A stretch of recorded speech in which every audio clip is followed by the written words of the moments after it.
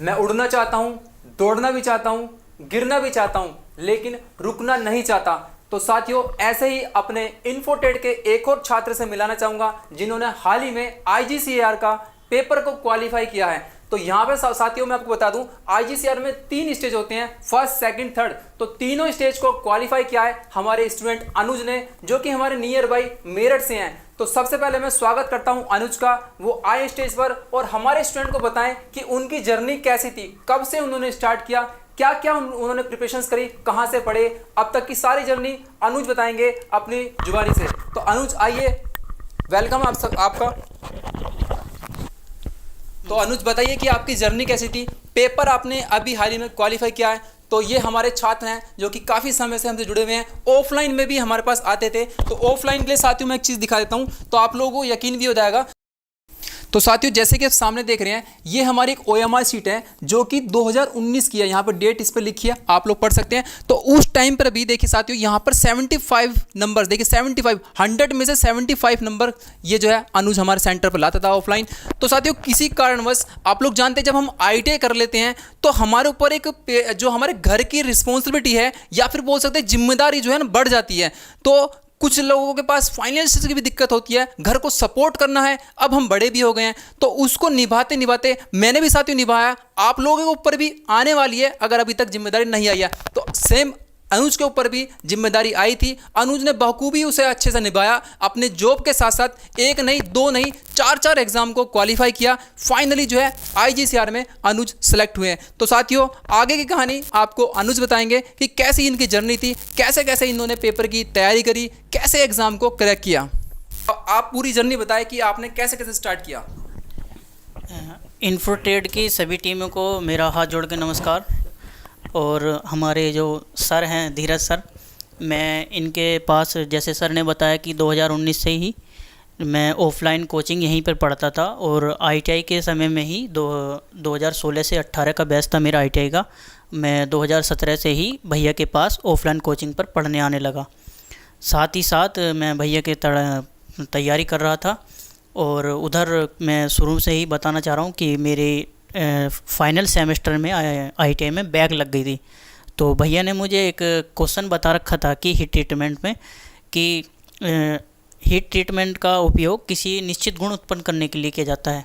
तो इसी बात से लेकर मैं कॉलेज पर ब्लेम करने लगा कि मेरा जो लास्ट सेमेस्टर है, 4th सेमेस्टर, उसमें मेरी 0 आई थी। लेकिन मैं इसी बात पर अड़ा रहा कि भैया ने बताया था कि हीट ट्रीटमेंट का उपयोग किसी निश्चित गुण उत्पन्न करने के लिए किया जाता है। तो उन्होंने मेरी बात को इग्नोर किया। उसके बाद मैंने DGT ऑफिस दिल्ली गया और वहाँ से मैंने अपनी OMR शीट निकलवाई। तब जाकर मैंने अपने कॉलेज में दी और बताया कि मेरे साथ ऐसा ऐसा हुआ है। तो उन्होंने वो ठीक करके वापस दे दी थी और उसके हिसाब से मैंने 2016 से 18 के बैच में ITI कंप्लीट किया। और उसके बाद 2019 से और 20 के बीच में मैंने अप्रेंटिसशिप BEL गाज़ियाबाद से करी। और साथ के साथ भैया के साथ मैं जुड़ा हुआ था, ऑफलाइन पढ़ ही रहा था। जब भी फिर किसी कारण अपने घर की प्रॉब्लम होती है जैसे भी, तो मैं प्राइवेट सेक्टर में जॉब करने के लिए घर से निकल चुका था। साथ ही साथ मैं भैया से ऑनलाइन क्लासेस लेनी स्टार्ट कर दी थी। जब भी भैया अपने भैया ने ऑफ़लाइन के साथ साथ ऑनलाइन कोचिंग भी स्टार्ट कर रखी थी। तो मैं भैया से ऑफ़लाइन से ऑनलाइन की तरफ शिफ्ट हो गया। फिर वहाँ से मैं भैया के साथ साथ काफ़ी किताबें भैया ने दे रखी हैं और भैया ने चार्ट दे रखे थे, वे मैं उन्हें PDF के रूप में पढ़ता था। बाकी और जैसे भी मेरा ये रिज़ल्ट लगा हुआ है, अभी ये मुझे लगता है NFC का रिजल्ट है। तो साथियों, जैसे अभी इन्होंने स्टार्टिंग बताया कि इनकी फाइनल सेमेस्टर में बैक लग गई थी, 0 मार्क्स दिए थे और इन्हें यकीन था कि मेरा एक क्वेश्चन तो ठीक ही है, जो कि जैसे कि इन्होंने बताया कि मैंने उन्हें बताया था उस टाइम, जिस टाइम ये ऑफलाइन आते थे, तो उस पर अड़े रहे और इन्होंने हर जगह जाके कंप्लेंट करी, चाहे DGTI हो चाहे मेरठ हो, वहाँ गए और अपनी कॉपी निकलवाई, रीचेक करवाई और फाइनली वो क्वेश्चन इनका सही था। कितने मार्क्स आए इसमें? लगभग 54 नंबर के आसपास मेरे। कहाँ इनको 0 नंबर दिए गए थे, बट अपने क्वेश्चन पे अड़े रहे, जो हमने इन्फोटेक की टीम ने पढ़ाया, जो इन्फोटेक ने। तो फाइनल इनका जो है ITI सेमेस्टर जो 4th था वो इनका क्लियर हो गया। उसके बाद इन्होंने अप्रेंटिस की। अप्रेंटिस के साथ साथ ये लगातार कंटिन्यू तैयारी करते रहे। तो साथियों मैं थोड़ा सा बताना चाहूंगा कि जैसे कि आप सामने देख रहे हैं ये एनएफसी का रिजल्ट है और सबसे टॉप पर यहाँ पे लिखा है अनुज कुमार एससी के कैंडिडेट हैं। तो यहाँ पे इन्होंने टॉप किया एससी कैंडिडेट में। और यहाँ देखिए फाइनल रिजल्ट में, यहाँ देखिए कितने नंबर थे अनुज आपके? Sir 150 out of 142 number. 150 यानी कि ये 150 में से इन्होंने जो है 142, आप समझ सकते हैं 142 नंबर, यानी कि 8 नंबर की कमी, 8 नंबर ही केवल नहीं रह गए मेरिट में। और इससे पहले के 143 यानी कि सेकंड स्थान पर थे, लेकिन ये बंदा जो है इसमें नहीं लग पाया, फाइनल में शायद रह गए। क्या क्या कमी थी, फाइनल में रह गए? अगर कोई भाई ये सोचता हो कि और हमारे नंबर अच्छे आने के बावजूद भी हम सेलेक्ट किसी डिपार्टमेंट में हो जाएंगे, तो ऐसा बिल्कुल भी नहीं है। जो तुम बच्चों, जो भी भाई मेरे साथ जुड़ा हुआ है, इन्फोटेक से जुड़ा हुआ है, तो मैं उसे बताना चाहता हूँ कि स्किल टेस्ट का भी इम्पोर्टेंट बहुत बड़ा रोल है। और हर डिपार्टमेंट हुआ या अदर कोई भी डिपार्टमेंट हुआ, उसमें बहुत बड़ा रोल है। मैं इसमें स्किल टेस्ट में ही मेरी छटनी हो गई थी और इसके बावजूद फिर मैंने दोबारा ट्राई किया।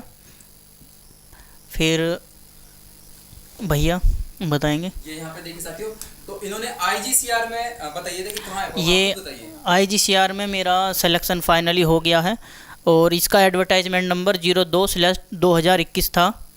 तो साथियों मैं बताना चाहूँगा, तो साथियों सामने जैसे कि आप देख रहे हैं, आप ये स्क्रीन पर देखिए, ये इनका नाम है। बिल्कुल मैंने पीडीएफ फाइल ओपन कर दी है आप लोगों के लिए, जिससे कि आप लोग थोड़ा सा मोटिवेट भी रहें। ये अनुज है जो कि प्रथम स्थान पर, यहाँ देखे पहले स्थान पर आ गए, सेकंड थे वहाँ पर, लेकिन बंदा रुका नहीं, कंटिन्यू तैयारी करता रहा और यहाँ देखे फर्स्ट स्थान पर टन्नर में जो है इन्होंने बाजी मार ली। और यहाँ देखे इनका फाइनल जो है सिलेक्शंस, फाइनल वाली मेरिट देखें, ये हमारी जो है फाइनल मेरिट थी। तो यहाँ आप देखेंगे साथियों इन्होंने जो है क्या क्या किया। देखिए फर्स्ट में यहाँ पे प्रथम स्थान पर आ गए, कौन सी, ये जो आप लिस्ट देख रहे हैं पहले स्थान पर आ गए, यानी कि देखिए एनएफसी में सेकंड था लेकिन रुके नहीं, कंटिन्यू प्रयास किया, कंटिन्यू निरंतर प्रयास किया और यहाँ पर देखेंगे यहाँ पे प्रथम स्थान पर आ गए। ये देखो 139 आउट ऑफ 150, तो यहाँ पर 139 आ गए आउट ऑफ, यानी कि कुल मिला के पहले स्थान पर आ गए। अब आप यहाँ देखें बच्चे कि फर्स्ट स्टेज क्वालिफाई था, तो इन्होंने यहाँ पे यस लिखा है, क्वालिफाई था।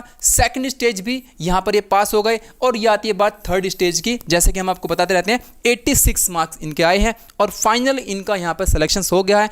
तो ट्रेड टेस्ट में क्या क्या पूछा था, जैसे कि हमने बताया कि साथियों हमने बार्क के जो है, मैं आपको दिखाना चाहूँगा, हमने बार्क के भी लिए प्रिपरेशन शुरू करवाई है ट्रेड टेस्ट की। आप लोगों को पता लग गया है कि ट्रेड टेस्ट हमारा कितना इंपॉर्टेंट है, तो वो मैं आपको दिखाता हूँ ट्रेड टेस्ट हमारा कितना इंपॉर्टेंट है। और यहाँ पे हमने ट्रेड टेस्ट के लिए बार्क का भी शुरू कराया है।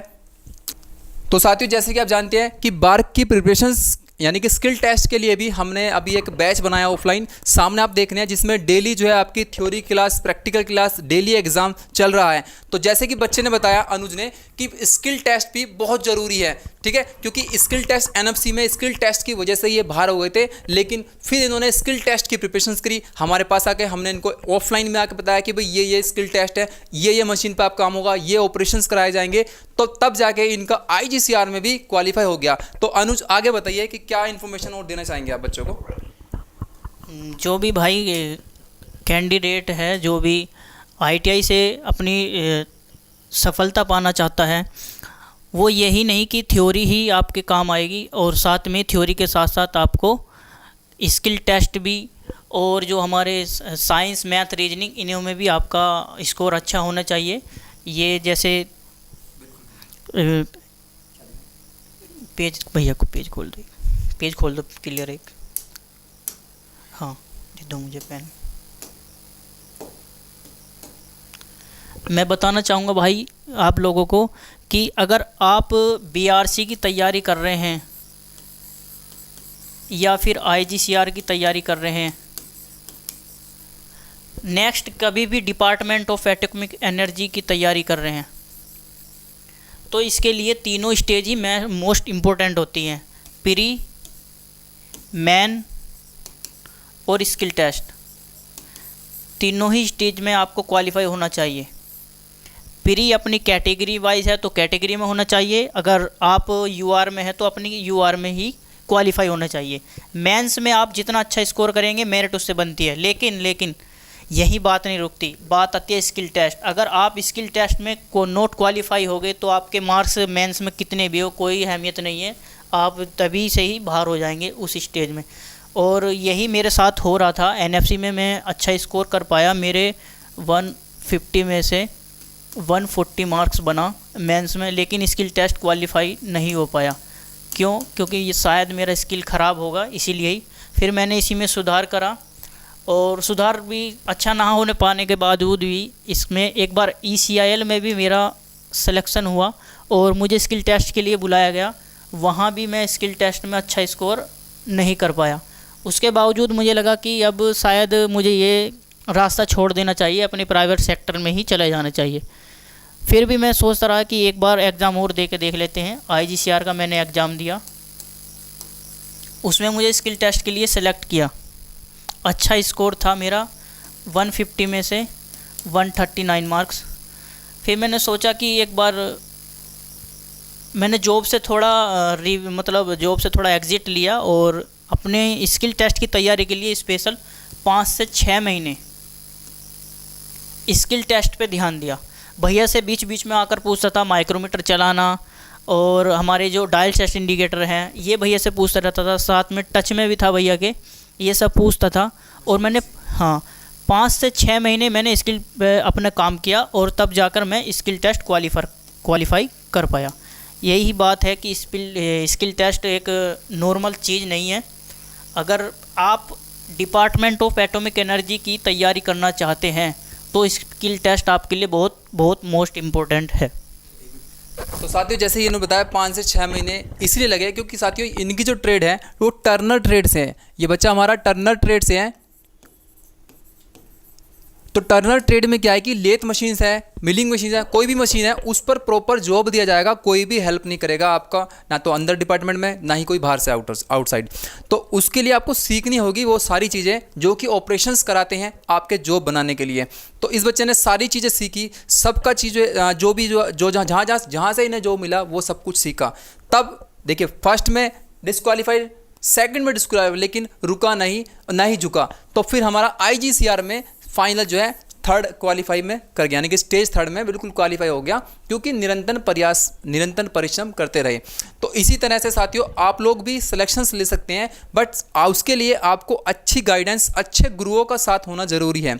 तो जैसे कि बच्चे ने काफ़ी मेहनत करी, काफ़ी साल तक परिश्रम किया, अब जाके जो IGCR में हुआ। तो मुझे उम्मीद है कि इनका जो है बार्क का एग्ज़ाम भी क्वालिफाई होगा और जल्दी ही ये बार्क में सिलेक्शंस लेंगे और फिर से स्टेज पर आएंगे। और जल्दी ही हम इनकी होम स्टोरी बनाएंगे कि ये जहाँ से बिलोंग करते हैं, किस विलेज, किस गांव से बिलोंग करते हैं, वहाँ पे भी जाके हम इनका दिखाएंगे दिनचर्या, कैसे इन्होंने पढ़ाई करी, कितनी इनके पास बुक्स हैं, कौन सी स्टडी ये करते थे, अपनी सेल्फ स्टडी, साथ में जॉब भी थी। देखिए 8 से 10 घंटे मैक्सिमम जॉब होती है, कहीं भी चले जाओ प्राइवेट सेक्टर में, क्योंकि अगर 9 घंटे की भी होगी उसमें 1 घंटा आने जाने का लगता है, 1 घंटा लंच का होगा। तो 10 घंटे हम मिनिमम देते हैं। उसके बाद कुछ जो है समय अपने आप को भी देते हैं, सोते भी हैं, लेकिन हमें जो है तैयारी फिर भी कहीं ना कहीं हमें ढूंढना पड़ता है वो टाइम कि हम अपनी प्रिपरेशंस करें।